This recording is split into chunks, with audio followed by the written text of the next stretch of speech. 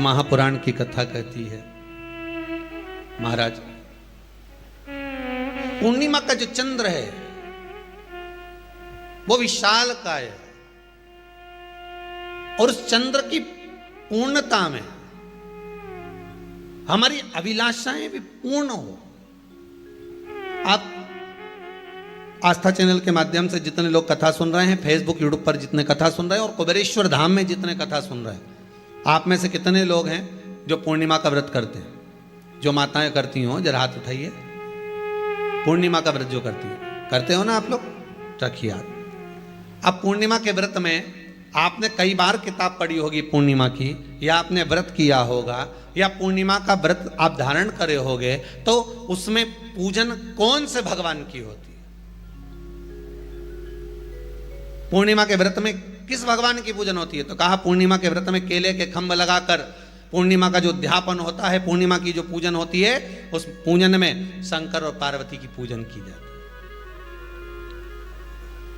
शिव और नारायण की पूजन करी जाती है, शंकर और पार्वती का स्मरण किया जाता है।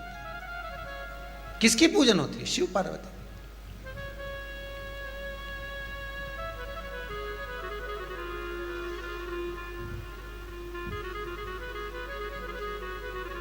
क्यों शंकर और पार्वती का पूजन क्यों करा जाता है पूर्णिमा के व्रत में? क्योंकि शिव और माता पार्वती ही केवल एक ऐसे हैं जिन्होंने अपूर्ण लक्ष्मी को भी पूर्ण बना दिया था। किसको पूर्ण बनाया है? लक्ष्मी। शरद पूर्णिमा के दिन अगर आप शंकर भगवान को एक लोटा पानी अगर शिव को समर्पित कर रहे हो, श्वेत पुष्प को रखकर शंकर जी के ऊपर सफेद फूल को चढ़ाकर अगर एक लोटा जल भी, एक पात्र जल भी शंकर को समर्पित कर रहे हो, तो ये लक्ष्मी के लिए ही तो कर रहे हो। और कौन सी लक्ष्मी? पूर्ण लक्ष्मी। पूर्ण लक्ष्मी। आपको पहले भी कथा में कहा, एक बार भगवान विष्णु के सामने लक्ष्मी मैया ने बहुत तेज स्वर में कह दिया था, नारायण, दुनिया के लोग आपका नाम जपते हैं, दुनिया के लोग नारायण नारायण कहते हैं, दुनिया के लोग आपका भजन करते हैं, पर सत्य मायने में कहूं ना तो मेरे बिना दुनिया के लोगों की नहीं चल सकती, मेरे बिना दुनिया नहीं चल सकती, संसार मेरे बिना नहीं चल सकता। भगवान विष्णु ने कहा ये तो गलत है लक्ष्मी आपका कहना। एक दिन लक्ष्मी को अहंकार आ गया, अहंकार के संबोधन जब माता लक्ष्मी करने लगी तो भगवान उसी समय पर भगवान विष्णु को क्रोध आ गया और भगवान विष्णु ने कह दिया, लक्ष्मी तू इतनी बड़ी बड़ी बात कहती है कि तेरे बिना नहीं रह सकती संसार। मैं तुझे कहता हूं लक्ष्मी, तू अपूर्ण है, तू अपूर्ण है, तू पूर्ण कब हो गई?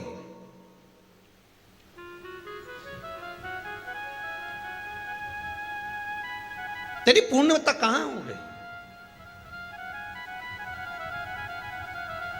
लक्ष्मी की आंख से आंसू बहने लगे। आज आपने मुझे अपूर्ण कहा है, आपको मालूम है आप मुझे अपूर्ण कह रहे हो? आपको ये ज्ञात हो रहा है आप मुझे अपूर्ण कह रहे हो? भगवान कहते हैं हाँ लक्ष्मी, मैंने तुझे अपूर्ण कहा है। अपूर्णता का मतलब आप जानते हो ना? भगवान कहते हैं लक्ष्मी मैं सब जानता हूं। लक्ष्मी रोती हुई माता सरस्वती के पास पहुंच गई। सरस्वती ने पूछा क्या बात है लक्ष्मी, क्यों रो रही हो? लक्ष्मी जी ने कहा क्या बताऊं सखी, मेरे पति ने आज मुझे अपूर्ण कह दिया है। तो क्यों रो रही है तू? अपूर्ण अगर कह दिया, पति ने ही तो कहा है ना, तो क्यों रोना? चल मेरे साथ में। और सरस्वती मैया माता लक्ष्मी को लेकर सीधे पहुंच गई माता पार्वती के यहां। माता पार्वती के यहां जब पहुंची है, माता पार्वती ने लक्ष्मी जी को देखा और सरस्वती को देखा तो पूछा कि बात क्या है, क्या हो गया ऐसा, क्या हुआ, क्या है ऐसा जो तुम दोनों आज मेरे पास में आई हो? क्या हुआ? पार्वती जी कुछ बोलती, शिव जी का ध्यान माता सरस्वती की ओर और लक्ष्मी की ओर गया और भगवान शंकर जान गए कि आज भगवान नारायण ने लक्ष्मी जी को अपूर्ण कहा है। अब देखें माता पार्वती क्या कर सकती है, इसको पूर्ण बनाने के लिए करेगी क्या? क्या हुआ? माता सरस्वती जी बोली लक्ष्मी को अपूर्ण कह दिया। अपूर्ण कह दिया? हाँ, तो क्या सोचना उसके लिए? इसको मैं अभी पूर्ण बना देती हूं।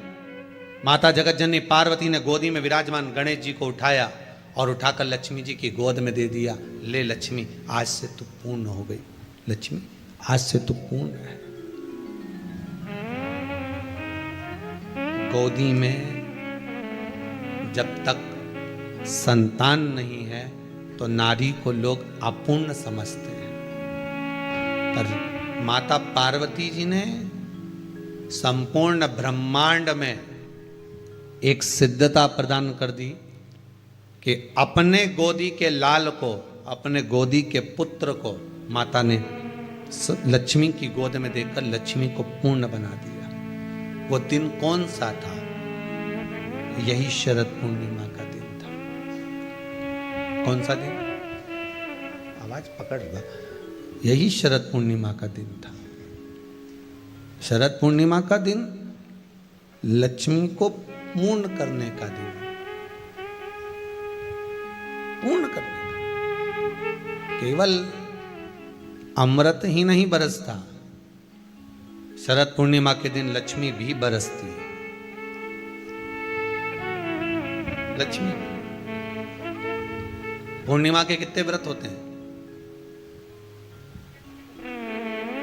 बोलते जाओ, जरा जल्दी जल्दी बोलो। पूर्णिमा के नारियों को, स्त्रियों को अखंड सौभाग्य के लिए, जो नारी वैधव्य नहीं होना चाहती है, उस नारी को पूर्णिमा के कितने व्रत करना चाहिए? जिस नारी के यहाँ संतान नहीं हो, औलाद नहीं हो, उसको पूर्णिमा के कितने व्रत?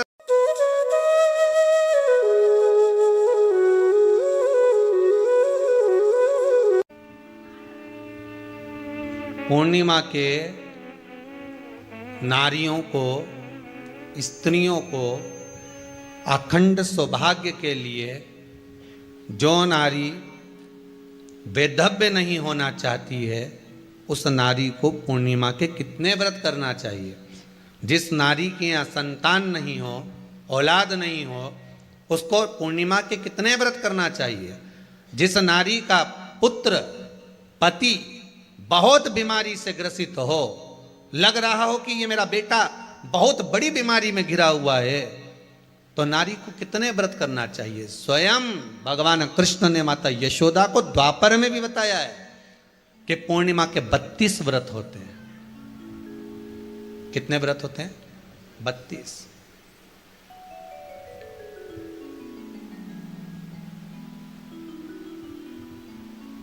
स्वयं भगवान कृष्ण यशोदा रानी को, माता यशोदा जी को भी बता रहे हैं 32 व्रत। अब आपको किसी ने बता दिया होगा कि 8 कर लो, 7 कर लो, 6 कर लो, 12 कर लो, इसलिए आपने बोला कि 12 कर लीजिए, 32 कर लीजिए। अरे यहां तो द्वापर की कथा भी कहती है। यशोदा जी ने एक बार भगवान कृष्ण को रोक कर कह दिया, ए कन्हैया रुको। कन्हैया बोले, बोलो माँ क्या बात है? कन्हैया जरा रुकिए, इधर आओ जरा। भगवान कृष्ण आए। हाँ माँ बोलिए। किस जगह का प्रसंग है ये? जिस समय पर राधा रानी कुरुक्षेत्र में नंद बाबा और यशोदा जी को लेकर कुरुक्षेत्र के कुंड में, ब्रह्म सरोवर में स्नान कराने के लिए लेकर जाती है, ग्रहण का समय पर। और जब भगवान कृष्ण उस कुरुक्षेत्र के उस सरोवर में स्नान करने आते हैं, तब यशोदा जी ने अपने लाला से प्रश्न किया है, पूछा है,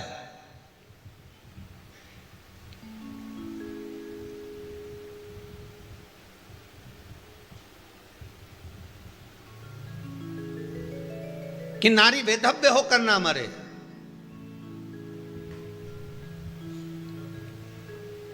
उसका पति कोई रोग से ग्रसित ना हो, उसका पुत्र किसी रोग में ना पड़े।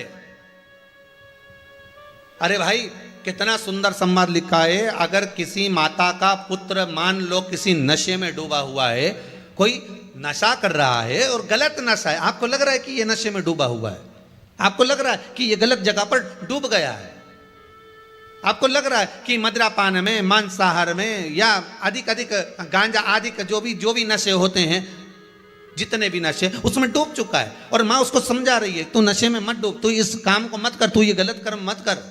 माँ उसको समझा कर हार गई। तो मेरा माताओं से निवेदन है, आप उसको समझाना बंद कर दो, एक काम करना प्रारंभ कर दीजिए। हमें जो शिव महापुराण के माध्यम से शास्त्र कह रहा है कि आप 32 पूर्णिमा के व्रत प्रारंभ कर दो। उसमें करना क्या है आपको?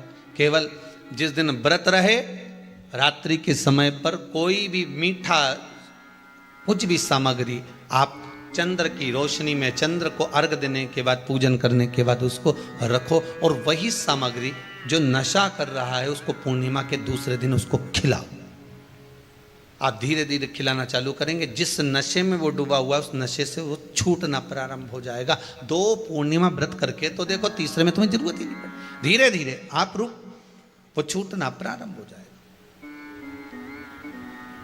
स्वयं भगवान कह रहे हैं, यशोदा मैया ने कन्हैया को रोक लिया कुरुक्षेत्र के उस मैदान में,